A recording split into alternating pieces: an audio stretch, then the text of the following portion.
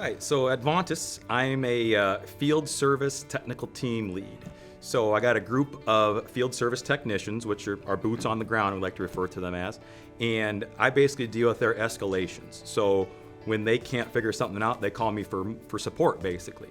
So I'm kind of the intermediary between our technicians and our mobile development team to help resolve these issues in a timely manner. What I learned when I was at Kirkwood here, I went to auto collision repair as my first degree that I got from Kirkwood. I learned how to problem solve. You have to be able to kind of look at all the issues and take a step back and look at it. And there's different processes of how you're going to go about troubleshooting this issue. And what I learned when I was here at Kirkwood is no one car is the exact same. They're all different. So it's not black and white. And I learned how to really troubleshoot and look at things differently than just saying, well, the book said I have to do it this way, I have to do it that way. That's not how it works in the industry you work in.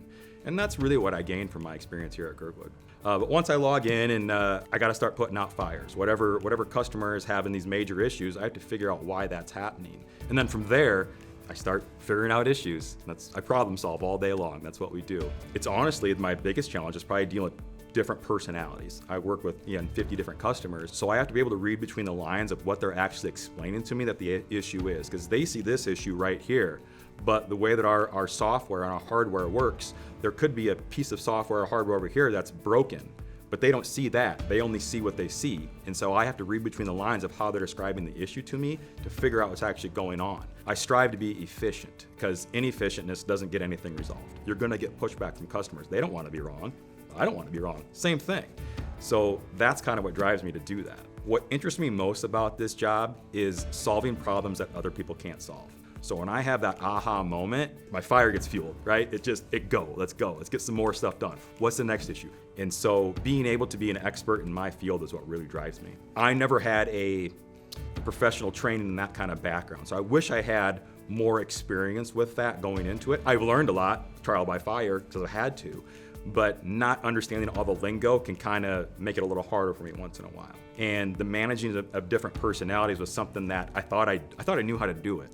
And until I got really introduced into that world, it really opened up my eyes that I don't know how to do that. Now I love it. It's kind of neat to work with somebody with a different personality, because there's a different point of view, fresh eyes on something, right? Because you get pretty dead set in your ways.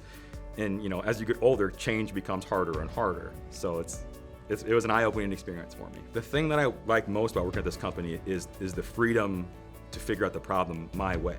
There's no right and wrong way to solve a problem as long as you're an efficient problem solver.